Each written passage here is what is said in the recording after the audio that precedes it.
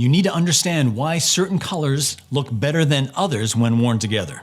Having a greater understanding of the color wheel and color theory can save you time, money, and embarrassment when you're picking out an outfit for date night. Guys, welcome back. I'm Carl. This is the Gray Fox Mandem. Let's dive right into color wheel and color theory. Now let's take a quick look at the color wheel itself. You may remember this from 7th grade art class. As you can see, it's a circular chart that shows the relationship between colors. The color wheel is divided into 3 primary colors: red, blue, and yellow. These colors cannot be created by mixing other colors together. When we mix any 2 of these primary colors, we get secondary colors. So for example, mixing red and blue gives us purple. Blue and yellow gives us green. And red and yellow gives us orange. These 6 colors are called tertiary colors. They are created by mixing a primary color with a secondary color. So we end up with 12 basic colors on this wheel that resembles something like a clock. But what about brown? Brown results when we mix any color with its complement.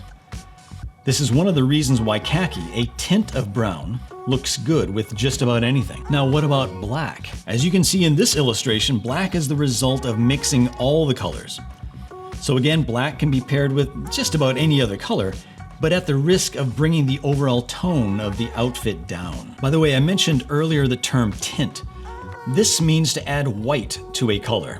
The term shade is used when we add black to a color. Okay, now that we have a better understanding of the color wheel and the associated terms, let's talk about how we can use it as inspiration for our fashion choices. First things first, it's important to note that different colors can evoke different emotions and moods. For example, red is often associated with passion and energy, while blue is associated with calmness and stability.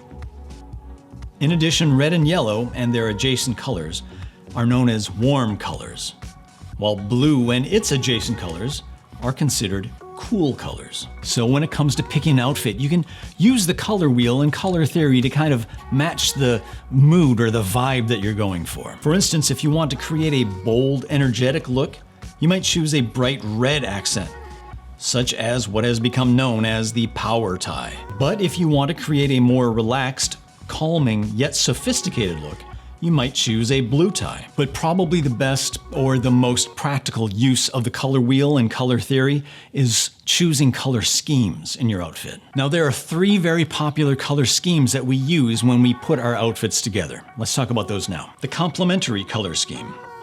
This is when you choose 2 colors that are opposite each other on the color wheel. For example, yellow and purple or blue and orange. This creates a really bold and eye-catching look. But it can also be a bit tricky to get it right. You can introduce this into your wardrobe by choosing one dominant color and then use the complementary color as an accent. When you use complementary colors in your outfit, you create this strong contrast that can really make your look pop. For example, this Bermuda-inspired outfit features a yellow sweater topped with a deep purple jacket. Or this orange sweater beneath a royal blue peacoat. The analogous color scheme is when you choose 2 or even 3 colors that are next to each other on the color wheel. So for example, you might choose purple and blue or blue and green. When you use analogous colors in an outfit, it creates this sort of harmonious or cohesive look. Look at this guy. He's wearing an olive suit with a navy shirt. Now these are some very cool tones that could work really well in fall. Here's another example with this gentleman wearing navy trousers with a lavender striped shirt. A classic color pairing that can be worn year-round. When it comes to the monochromatic color scheme, it's all about picking one color and then working with different tints or shades of that color. A lot of men think shades of gray when they think of monochrome. But exploring the full range of a color's tints and shades can be very exciting and a creative undertaking. This can create a really elegant and cohesive look, especially if you use those darker and lighter shades of that one color to add some dimension and depth to your outfit. So for example, you could use a yellow shirt and pair it with, say, some mustard pants. When you use a monochromatic color scheme in your outfit, it creates a sleek and often sophisticated look, and uses quite a bit more creativity than the name may suggest.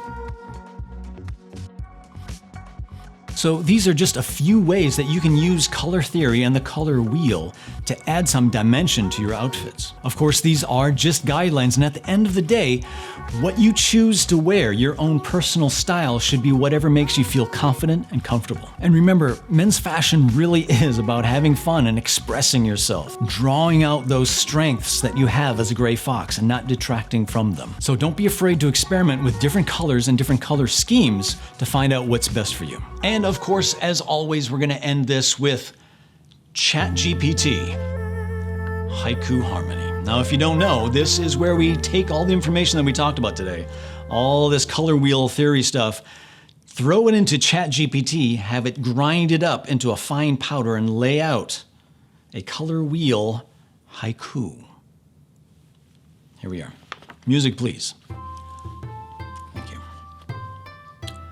Hues dance in the wheel. Clothes painted with vibrant dreams. Wow.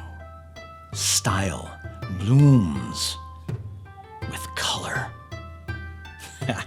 Simply beautiful. Always love those. All right, guys, take care of yourself. On your way out the door, please hit that like button. Subscribe to the channel if you haven't already. So appreciate that. And if you got any value at all from this video, you probably would on this one too. Give that one a try. Take care, guys. Peace.